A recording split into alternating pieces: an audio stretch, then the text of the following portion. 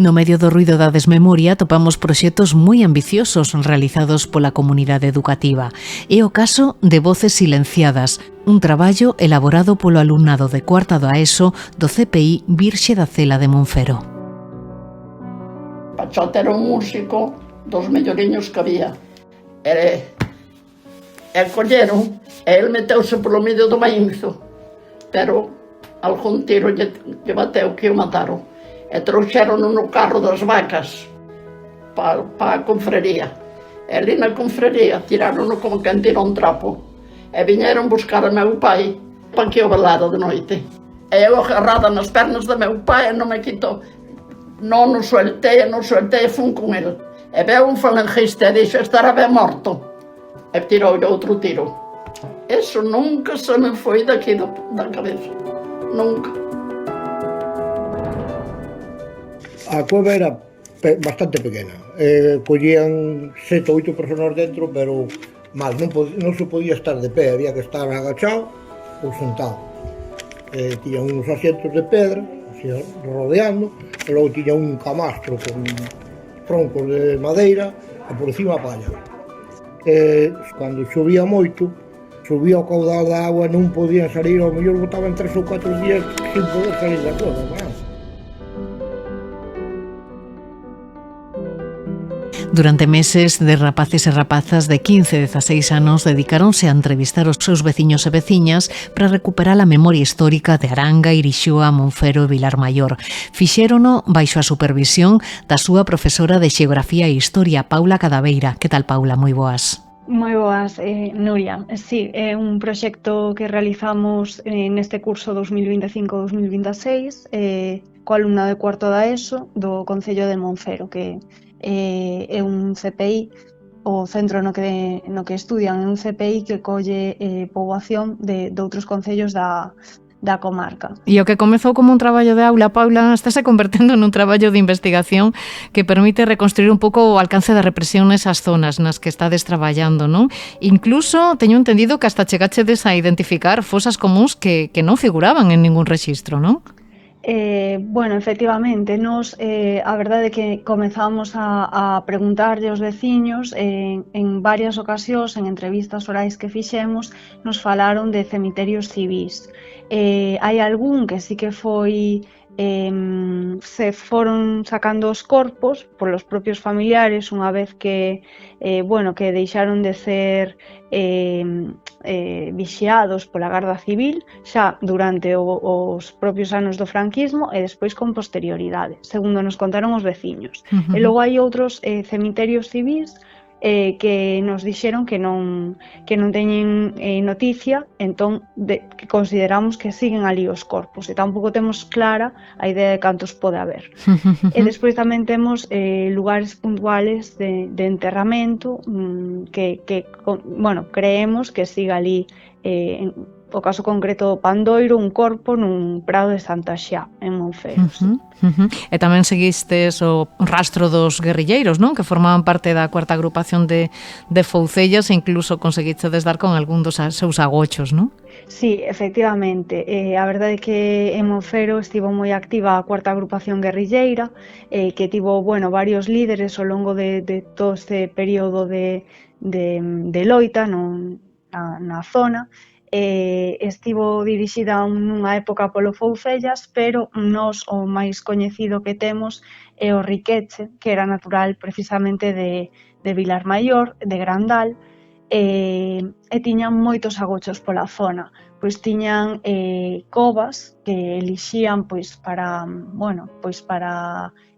refuxiarse en momentos puntuais, cabanas como a do Sanguiñedo, que aínda están os seus restos por ali visibles, e logo casas particulares onde os trataban ben e a donde acudían en ocasións incluso a organizarse. As máis habituais son as do Concello de Monfero, pero, por exemplo, no caso do Foucellas sí que sabemos tamén que se movía moitísimo por Aranga e por Irixoa, que tamén ten ido en bastantes ocasións. E ademais dos lugares, grazas tamén a esa memoria oral, non? Tamén pudestes identificar a vítimas e a perpetradores da represión, non?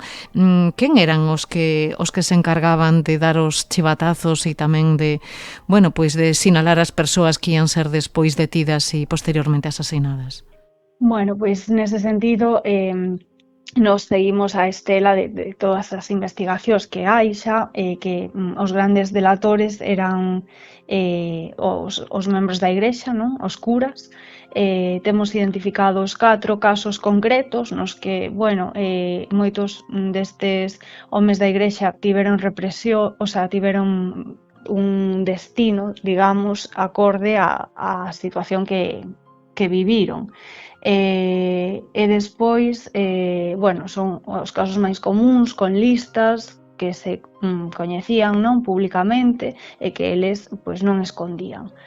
Por outra banda, temos a persecución da Garda Civil, que recibía directamente as listas destes curas e que ía polas casas pois perseguindo sobre todo os homes. Despois temos, por unha banda, membros de Falanxe, homes, e por outra tamén mulleres da sección feminina, que pois, nos parece un caso moi particular, porque se enfocaron moito tamén elas na persecución das mulleres. E como conseguichedes dar con todas estes perfis? Foi difícil rachar o silencio das vítimas por parte dos rapaces? Pois eu creo que non foi difícil, non. Por unha banda, sí que é certo que ao principio obtivemos información moi rápido, porque as primeiras entrevistas que eles fixeron pois xa nos falaban da cuarta agrupación, de Riqueche, do Foucellas, entón centrámonos moito máis nas actuacións dos guerrilleiros e dos escapados no monte. Despois xa fomos preguntando máis concretamente, e o que sí que nos costou máis, ou a eles les costou moito máis chegar, foi a nomes concretos de delatores, de chivatos, porque eso a veciñanza aínda non o quere dicir abertamente. Hai persoas que sí, pero outras non tanto. De todas formas, eu creo que lles foi doado porque bueno, son uns concellos con pouca poboación, case todos se coñecen, son veciños, entón ao final os rapaces nese sentido creo que conectaron moito mellor coa veciñanza e ofrecen máis confianza que igual unha persoa externa, investigadora, que veña a facer preguntas. E que impacto causou neles este traballo e a información conseguida? Como dixiren elas esta información? Pois a verdade é que dende o primeiro momento que comezaron a facer as entrevistas, todos viron de repente que había moitísimas cousas da súa contorna que descoñecían. Entón, no mesmo momento de empezar, comezaron como a emocionarse con todo o que estaban descubrindo. Nós fomos lendo a maiores información que estaba publicada, sobre todo en artigos de cátedra, con historiadores locais, todo isto xeroulles, eu penso que moitísima emoción. Nun primeiro momento, eso, foi moito impacto, moita emoción, e despois foron dixerindo un pouco o que pasara. En ocasións, eu creo que eles mesmos foron testemuños, non, de historias moi impactantes que lles contaban persoas que o tiveran vivido igual non en primeira persoa, pero sí os seus pais. Por exemplo, algunha historia, algunha foto, algún momento que os impactara moito, que nos poidas contar? Bueno, pois eu creo que cada un deles ten historias particulares, non? Pero, por exemplo, nos estivemos traballando sobre o caso de Churío, que é unha aldea no concello de Irixoa. Eu creo que este caso particular desta aldea tivo moita importancia porque é unha aldea moi pequena. Neste momento quizáis tiña máis poboación, pero estimamos 25 ou 30 casas. En cada unha das casas había varios escapados, pois irmáns, 2, 3 que tiveran que escapar, ou incluso no caso da familia López da Cea, houbo 4 fusilados na familia, non? O pai e os seus 3 fillos.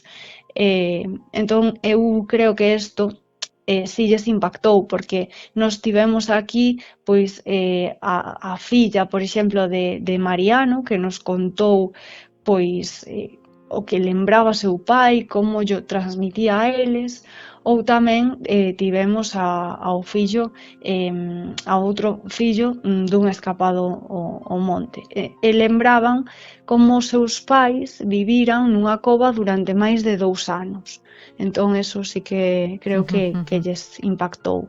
Despois tamén temos un testemunho escrito, unha transcripción, unha descripción, non? Dun home que escribiu unha especie de memorias de 5 carillas de extensión, máis ou menos, que narra como foi o golpe de Estado eses días, non, de incerteza do 18, 19, 20 de xullo de 1936 e como se viviu no concello de Monfero, non, como os veciños ían escapando ao monte, xa non dormían nas súas casas, como viñan os falanxistas de Pontedeume a requisar armas e a por xente para declarar, e sobre todo pois torturas as que someteron os veciños, non? En concreto, este home narra como o seu sogro foi enterrado vivo. Esa historia tamén a puideron contrastar porque a neta está viva e ofreceuse a dar unha entrevista. Que importante, non? Este contacto directo tamén para educar en memoria, non, Paula?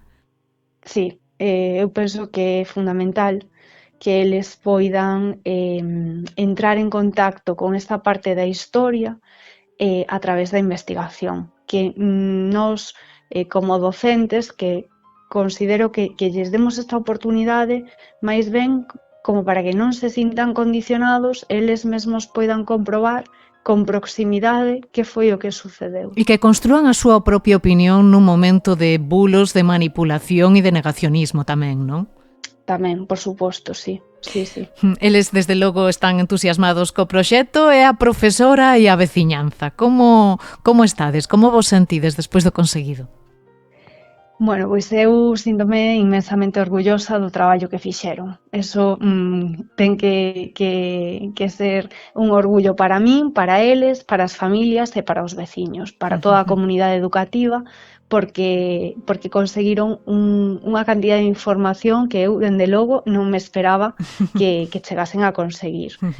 Eu penso que pola banda da veciñanza que o traballo foi moi ben recibido. Sí. De feito, sacamos unha especie de revista, non? Con todo o que fomos investigando e que os veciños e veciñas preguntan constantemente onde poden conseguir exemplares. Eu creo que eso é